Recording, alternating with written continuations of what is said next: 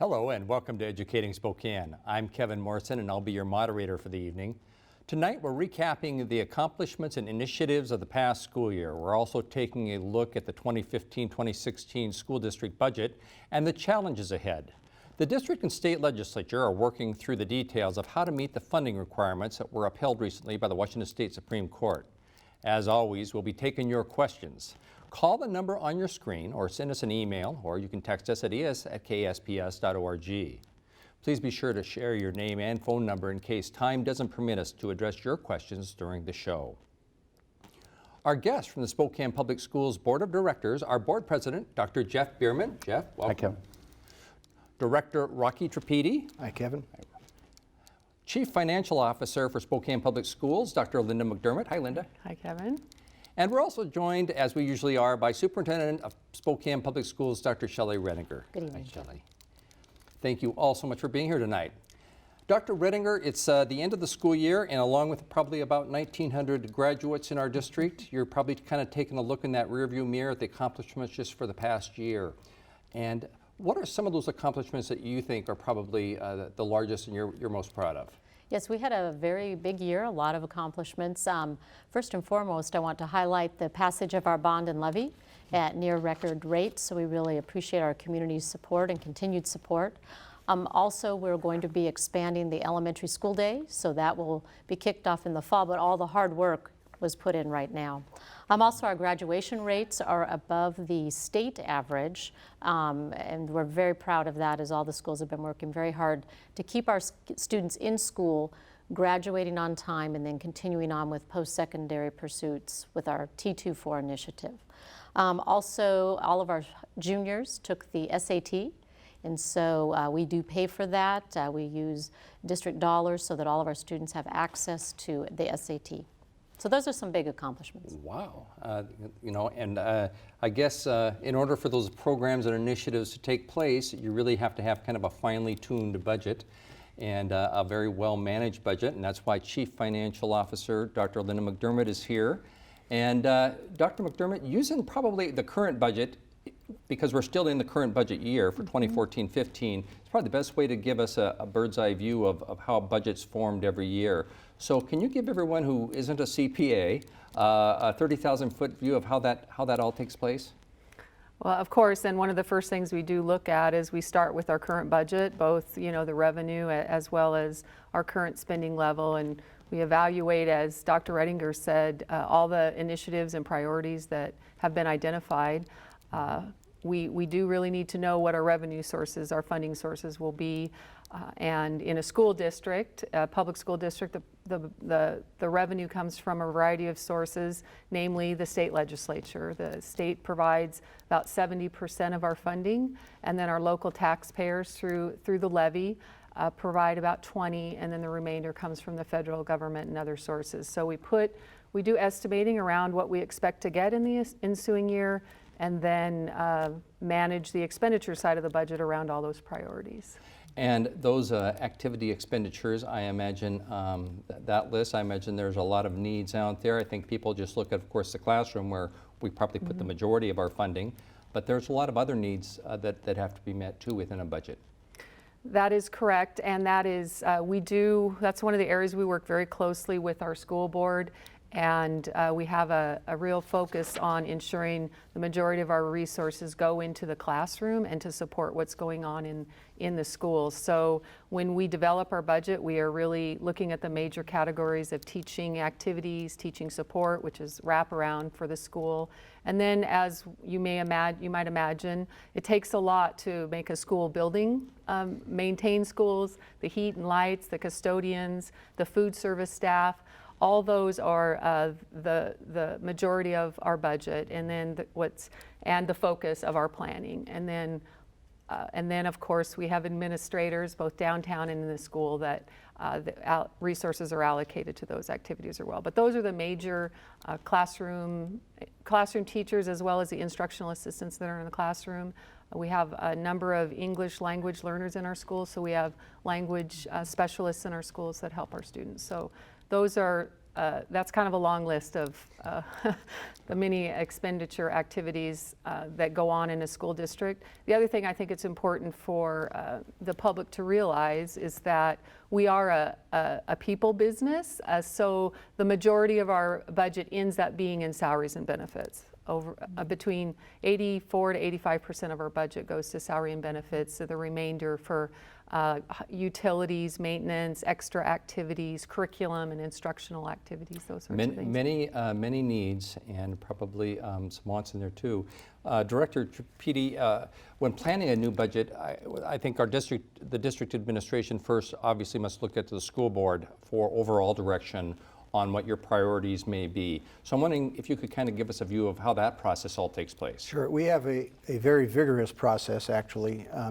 In terms of where we are now, school will start in September of 2015, right? So the budget that we're still wrapping up now in June will start for September and go through next summer. As soon as that process ends, and we have to have that wrapped up by this August, that Dr. Redinger has to have her proposed budget ready by July 10th, I think it is. Mm-hmm. Well, as soon as that wraps up, in other words, once we've got the 2015-16 budget stamped in, Dr. McDermott's staff gets to take a deep breath and then rev up their engines again, and the board's going to come back at them firing all the questions about the priorities and things that we'd like to do for the next year. So we'll be doing everything from looking at programs that we wish we were able to start this year, but that we've had to wait a year until we could work out our funding, things of that nature, as well as what are things that we need to cut back on. Are there any programs we need to eliminate? Are there any things that can be, chopped down, removed, whatever? So that process will be going over during the fall and winter until we get into the spring and know basically what the state will be providing by way of revenue and perhaps the federal government and so forth. We know what our local levy amount will be, so we've got that worked out. At least there won't be an election next year, so that's about the only thing we know for sure in terms of revenue for next year. And there's an awful lot of input. In other words, we'll have lots of input, not just from the board, but from the professional educators, from the public, from the administration. And we meet more often than I think we care to think about, but on a very, very regular basis to refine various parts of the budget, and it all comes back together in the springtime. So on that large of a budget, I would think we're constantly looking as well. Dr. Bierman, how does the board get budget updates? How often do those occur when you're actually into the year to kind of adjust as you may need to? Yeah, during the academic year, during the school year, we get updates at board meetings once every month. We get monthly updates from Dr. McDermott on, where we're at revenue-wise, where we're at expense-wise, whether we're on target, how we are, if we've had to use any of our contingency funding for any unexpected expenses that have come up. So we're keeping track, monthly to make sure that we're at there. And as Rocky said, the whole time we're also pretty much working on the next year's budget as well and thinking about budgets for the year after that on programs that need to be implemented over multi-year cycles. So it's that monthly keeping track of where you're at for the current year, which is usually because the bulk of our budget is people. And once we have people in the system doing the work that we need to with kids, that stays fairly stable. Usually throughout the year, we're pretty on track. It's really the bigger push around making sure we know what the next budget's going to look like. As an example of things for the future, not just next year, but the next several years, just the sole issue of smaller class sizes. It's one of the things the legislature's debating, how much money are they going to provide next year to bring us all up to speed on that. That's a major thing for our district and all districts to consider, because it's not just smaller class sizes, it's adding teachers, it's adding classroom space. So we might be looking at down the road, do we need to build additional schools? Will we need more classrooms, for example, than we actually have in the inventory right now? Do we need more teachers? What grade level teachers, et cetera? Where will they be placed around the district? So those are things we're planning now. Even though we don't have the funding in place, we know that the legal mandate is in front of us. And we know that that's a priority for our programs. That's something that we'd like to do regardless of whether it's a mandate. So we're planning that a few years in advance, but doing it now and making sure that we'll be ready to do that once we have the revenue for it.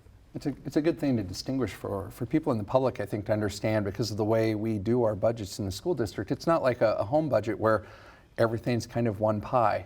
We actually have to separate out. The budget we've been talking about so far has primarily been around operations, operations of the school system on a day-to-day basis throughout the year.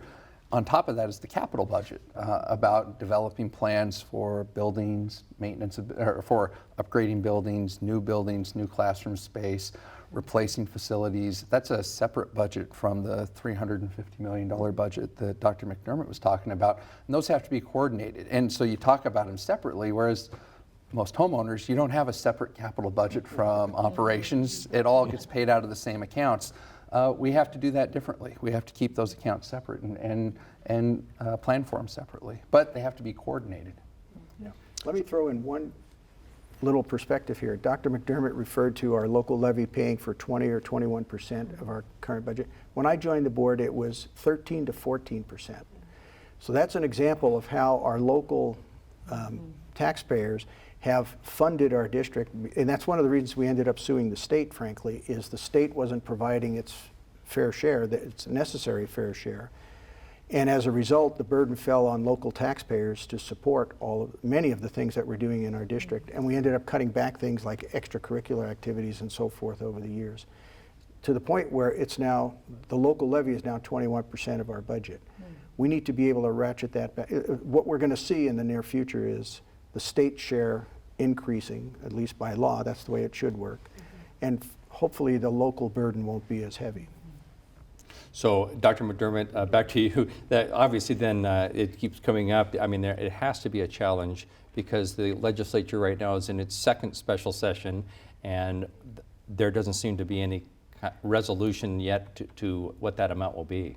Yeah, that is definitely our biggest frustration and concern. School's about out, and normally, while the budget may not be adopted by this time, we have a very good sense of what our revenue picture looks like and what our spending plans will be.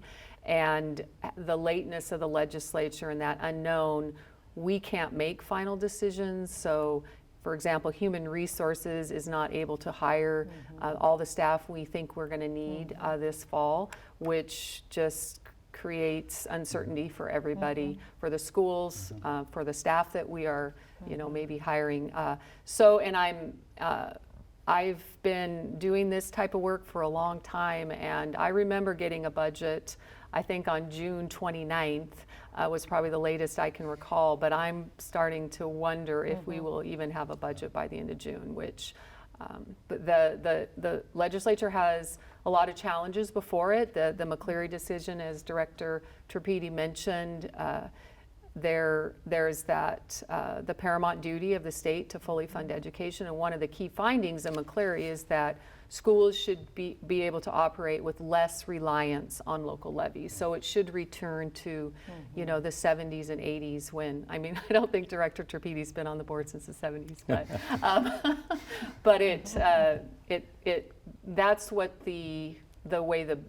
what it means to fully fund education. The state is primarily responsible for what's going on in the schools.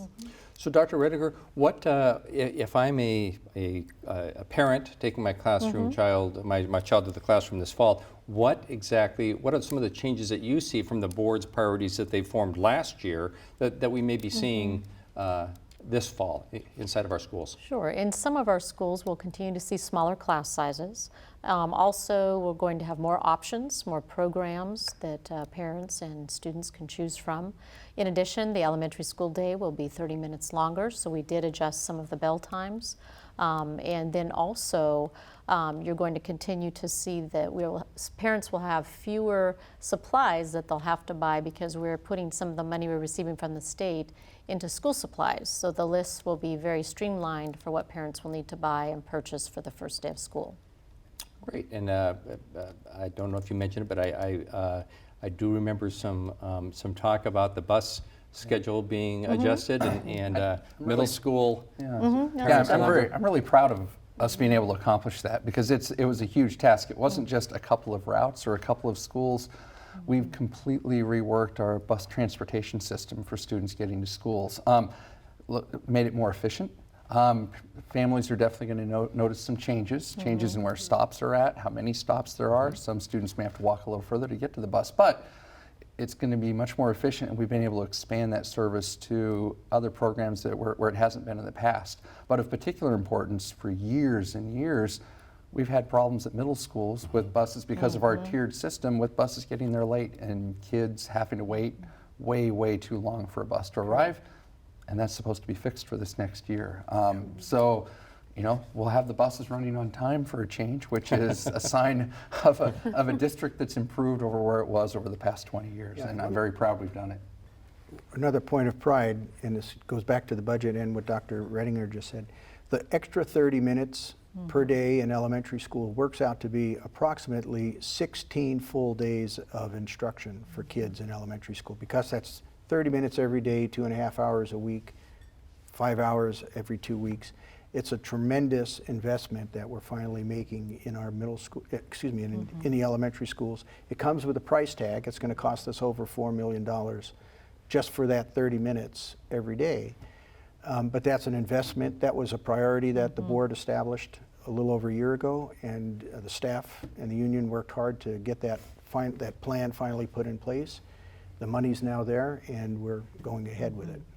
And part of that reason as well was we did have, I believe, the lowest amount of time in a class day for the elementary schools just about across the state and the nation even. Right. So we made sure that got resolved and got fixed.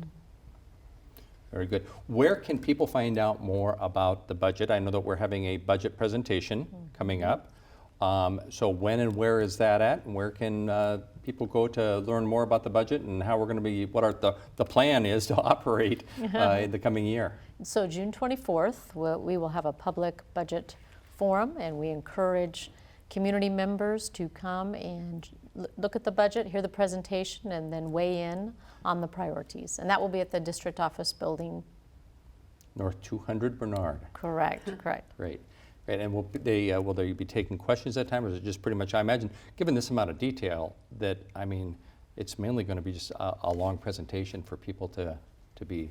Yeah, I think it's structured such that we'll do a presentation for the first half hour, and then half hour, 45 minutes, and then at the conclusion of the presentation, we'll certainly entertain questions, and then, any comments about. So there is a public comment period component to that. And in a way, we need to apologize to the public for doing it this late in June, and it's all because the legislature, we normally get information in March and April, and we're out in the public holding more than one forum. We'll be at different parts of the city and different schools, inviting as many folks as are willing to come out, doing interviews and so forth.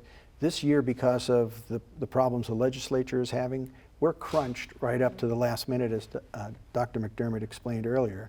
So we're down to this one time, June 24th, where we will hopefully have much more clear information for the public to digest. And we're not the only ones, obviously, in that boat. If you take a look at, there's over 295 school districts across the state, and they're all being basically held hostage here to the same situation. So we're not alone in that. The other thing is that once we do the budget forums, the superintendent presents a recommended budget, and then we make that available to the public, and it'll be posted on our website under the budget information. July 10th is the normal date, but if the legislature's late, they may extend that. But then it's available to the public until the board will take action on it in mid-August. So the formal adoption of the budget right now is scheduled for August 12th at the regular meeting. So there's that period where the budget's out there available. People can review it, send questions into our office, and we can respond to those inquiries. And I know that I've already been hearing some of the media talk about the state shutdown on July 1 if funding isn't met in some areas. Does the district, I know that we have summer programs, do we have enough in reserves to keep those kind of summer meal programs, the nutrition services meals, and maybe some of the robotics and other courses going? We have, yes, we will maintain, for all intents and purposes, our operations, and between cash reserves that we have for our district, as well as the Superintendent of Public Instruction has informed us that they have enough money to give us for the month of July. But if it goes too long, we'll have to be a little creative about planning the cash flow. So, but I'm very optimistic we won't get to that point. So go ahead and renew your parking permits for the month of July, at least at this time. Great. Well, thank you very much. It's now time for us to take some of the questions. We've been getting lots of questions in, so we'll take a few questions here.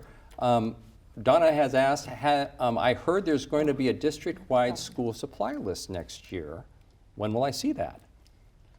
You want to talk about that one? Well, the new supply list is in schools. It was distributed to the schools last week, I believe. And so my understanding is that it's going home in end-of-school year backpacks. It's on the school websites.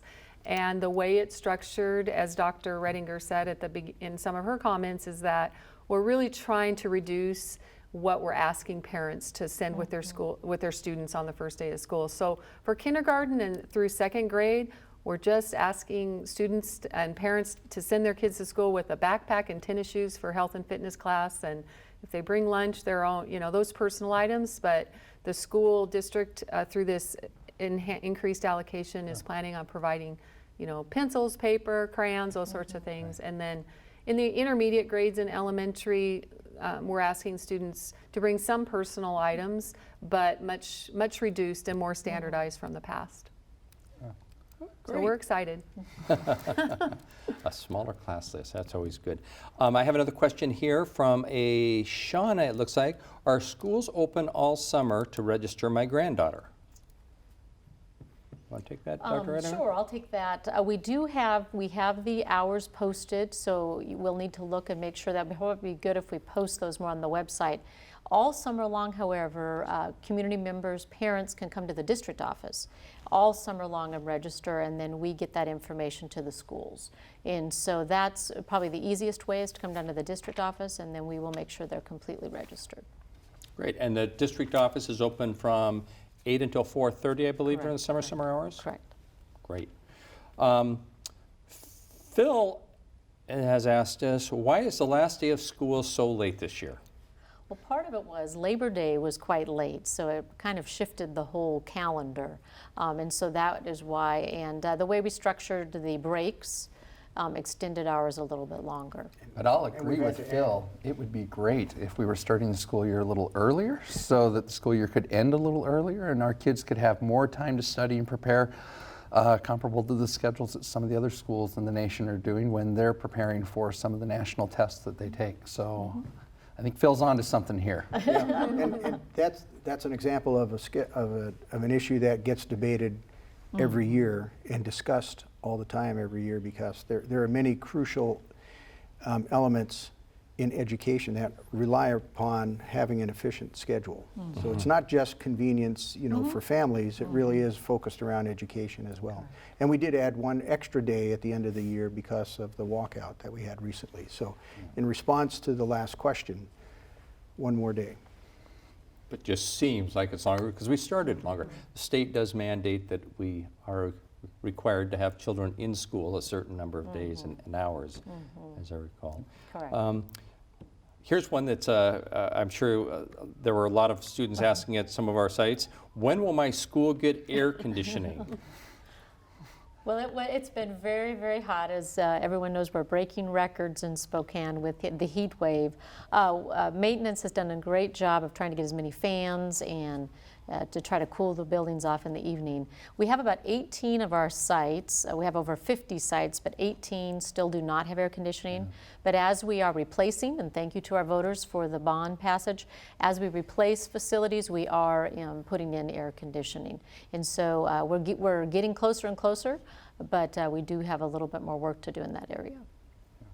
And obviously, it's been an unusual spring and early summer for Spokane. It's a lot warmer than usual. So we're keeping an eye on the students there. Now this next question actually hits very close to what our topic is tonight, and that is, Steve asked, how is the state defining basic education? In very complex ways. In other words, we couldn't give you one paragraph to put right under that question. Things such as even gifted education, which we might think of as a specialized program, is now part of the definition of basic education. So it's K-12, it's providing education for K-12. A few years ago, it was half a day of kindergarten. Now, the basic education definition includes a full day of kindergarten, at least by 2018. So we'd have to run up several statutes and put it right in front of the public to see, but it's a complex weave of many concepts. I'm trying to remember the simplest way to describe this, but what the state has done is weaved together all the various concepts, and the Supreme Court has said, now that you've defined it, you must fund it. So the state could change it next year, anytime the legislature believes that they can add more mandates or take away from them. Well, obviously, it's not an easy answer to a very complex question. Otherwise, the state wouldn't have been taking so long to come to terms to what it is, because there are so many other issues in it. It includes the number of days, the number of hours. It goes by grade levels and so forth. There are many parts to the formula. And it also, in the current definition, includes lower class size in kindergarten through third grade, taking responsibility for full funding of pupil transportation, getting kids to and from school, and then providing the full reimbursement for materials and supplies that schools need to operate. So those are some of the main pillars in addition to the full day kindergarten. And as I said earlier, to allow schools to operate with less reliance on their local levy revenue. Those are some of the paramount, some of the key findings in the McCleary decision by the Supreme Court. So you are hard pressed to find one clear definition, but those are pretty much the pillars that were discussed in the court case. Okay. Well, thank you very much. And that brings us to the end of our time together. I want to thank you for joining us, as well as all of our school board and members who are here, and Dr. McDermott and Dr. Redinger. This program will run again on Comcast Channel 17, and you can also watch this on our YouTube channel and at SpokaneSchools.org/stories. You'll be able to see it there. Have a wonderful evening, and thanks again for watching.